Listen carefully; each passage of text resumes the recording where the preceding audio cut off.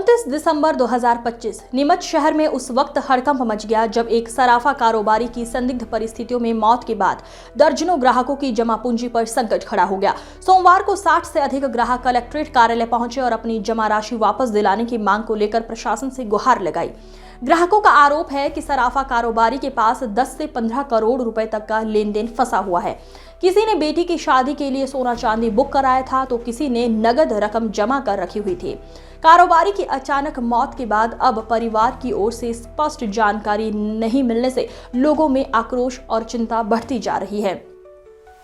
ग्राहकों का आरोप। पीड़ित ग्राहकों का कहना है कि उन्होंने वर्षों की मेहनत की कमाई सराफा कारोबारी के पास भरोसे के आधार पर जमा करके रखी हुई थी। अब कारोबारी की मौत के बाद परिवार जिम्मेदारी लेने से बच रहा है, ना पैसा मिल रहा है और ना ही सोना चांदी। ग्राहकों का ये भी आरोप है कि संपर्क करने पर परिवार के सदस्य टाल मटोल कर रहे हैं, जिससे संदेह और गहराता जा रहा है। आत्महत्या की आशंका। शरीर पड़ा मिला था काला। मामले में कारोबारी की मौत को लेकर भी कई सवाल खड़े हो रहे हैं। प्रारंभिक जानकारी के अनुसार शव संदिग्ध हालत में पड़ा हुआ मिला था और शरीर का रंग काला पड़ चुका था, जिससे आत्महत्या या अन्य कारणों की आशंका जताई जा रही है। हालांकि मौत की वास्तविक वजह अब तक स्पष्ट नहीं हो पाई है। घटना के बाद से शहर के सराफा बाजार में भी तरह तरह की चर्चाएं चल रही हैं। प्रशासन से न्याय की मांग। कलेक्ट्रेट पहुंचे लोगों ने प्रशासन को ज्ञापन सौंपते हुए मांग की है कि सराफा कारोबारी के खातों और संपत्तियों की जांच कराई जाए, ग्राहकों की जमा पूंजी सुरक्षित कर वापस दिलाई जाए, पूरे मामले की निष्पक्ष जांच कर दोषियों पर कार्रवाई हो। ग्राहकों ने चेतावनी दी है कि यदि जल्द समाधान नहीं हुआ तो वे आंदोलन और न्यायालय की शरण लेंगे। प्रशासन व पुलिस की भूमिका। प्रशासन का कहना है कि पूरे मामले की गंभीरता से जांच की जा रही है। पुलिस भी मौत के कारणों की पड़ताल में जुटी हुई है और लेन देन से जुड़े दस्तावेज खंगाले जा रहे हैं।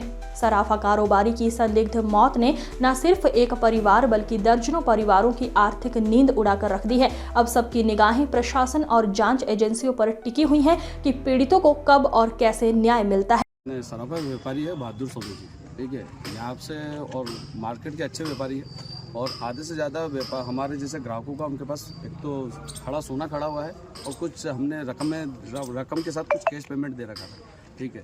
और हम ऐसे यहाँ पे जितने भी मेरे पीछे और मेरे साथ जितने भी ग्राहक खड़े हैं उन्होंने अपना जो सोना होता है खड़ा सोना, अपने ज्वेलरी, कईयों की बेटियों की शादी है और कईयों के बच्चों की शादी फरवरी में होने वाली है, कईयों के पास कार्ड है और आज उनकी जो भी मृत्यु का जो भी कारण रहा हो मृत्यु हो गई उनके। आज से 24 तारीख को उनकी जो मृत्यु हुई थी उसके पश्चात हमने 3-4 दिन के बाद हमने ये सोचा कि इनके परिवार से बात की जाए, क्योंकि सर 30 ग्राम, 40 ग्राम, 50 ग्राम, 150 ग्राम, 200 ग्राम तक का सोना, 300 ग्राम तक का सोना गांव के व्यापारियों ने, किसानों ने अपना पैसा, अपना ज्वेलरी बनाने के लिए, अपनी बेटी के व्यवसायिक शादी के लिए वहाँ दिया हुआ है कि वो आने वाले समय में उनका आभूषण बना के उनको शादी में दे सके।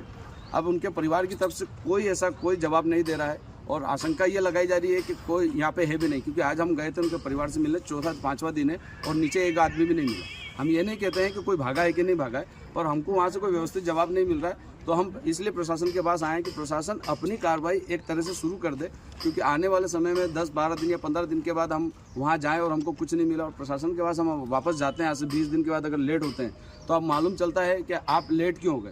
तो हमारी कार्रवाई, हमने उनके भाई को अवगत करवाया गया था कि आपने हमको आज 5वें दिन हमने बुलाया था, पर उन्होंने साफ मना कर दिया कि मेरे पास कोई जवाब नहीं है, आप आगे की कार्रवाई कर सकते हैं। तो हमने उनके भाई को फ़ोन लगाने के, अवगत करवाने के बाद आज हम कलेक्टर साहब के पास आवेदन देने आए हैं। इसके बाद हम एसपी साहब भी जाएंगे और हम ये जो सराफा व्यवसाय का जो एसोसिएशन है उनके पास भी जाएंगे और उनके दिए हुए बिल, हमारे पास पक्के बिल हैं। हम ये नहीं कहते कि बहादुर सोनी जी भैया जो खराब थे, पर आज उनके पास जो हादसा हुआ है किसी के साथ भी हो सकता है, पर जो आदमी व्यवसाय करता है, जिस तरीके से व्यवसाय करता है, आप सभी को पता होगा इस माध्यम से, आपके माध्यम से व्यवसाय कैसे किया जाता है। आपको 50% अमाउंट दिया जाता है किसी भी व्यवसाय को करने के लिए, फिर आपको आपकी ज्वेलरी बनाई जाती है और उस दिए हुए गड़े सोने को भी कोई गोल्ड को, सिल्वर को कोई मानने को तैयार नहीं हो रहा है, यानी कोई जवाब देने को तैयार नहीं हो रहा है। आज उनकी जो वाइफ है, अगर वो जवाब देती कि हाँ ऐसा है तो हम इस चीज़ को कार्रवाई नहीं करते, पर आप मजबूरन इस कार्रवाई को करने के लिए लगभग कितने व्यक्ति हो, कितना रुपया होगा ये सब मिला? नहीं, देखो व्यक्ति तो 50-60 मान सकते हैं है,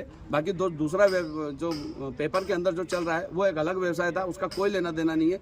आज हम जैसे इनके ये किसान आदमी है, ऐसे आदमी हम जहाँ तक मैं कोशिश कर सकता हूँ यहाँ जो खड़े हैं वो 50 से 60 आदमी हो सकते हैं। अब पैसे का कोई अनुमान नहीं लगा सकता है कि 10 लाख हो सकते हैं, 10 करोड़ हो सकते हैं, ये क्योंकि अभी हमने टोटल किया नहीं है। हाँ, ज़्यादा से ज़्यादा अगर देखा जाए कि हमारे जब का खड़ा सोना मिला के या चांदी मिला के या अमाउंट मिला के 10 से 15 करोड़ रुपए तक की राशि हो सकती है। जो बाकी पेपर में जो चल रहा है 500 करोड़ का, वो यहाँ एक भी व्यक्ति वैसा आदमी नहीं है जो बोले कि मेरे इतने करोड़ है। यहाँ अभी लाखों ज्ञापन देके क्या मांग की गई है, क्या चाहते हैं? ज्ञापन देके यही मांग करी गई है कि हमारी चीज़ों को जहाँ यथावस्थ है वहीं रखी जाए, और जब भी कार्रवाई होती है तो पहले वो हमारे जो भी सामान है या हमारा जो लेन देन है पक्के बिल के साथ उसका निराकरण करे, चाहे प्रशासन करे। मेरा नाम है एक्स आर्मी निर्भय सिंह, फौजी निर्भय सिंह। ठीक।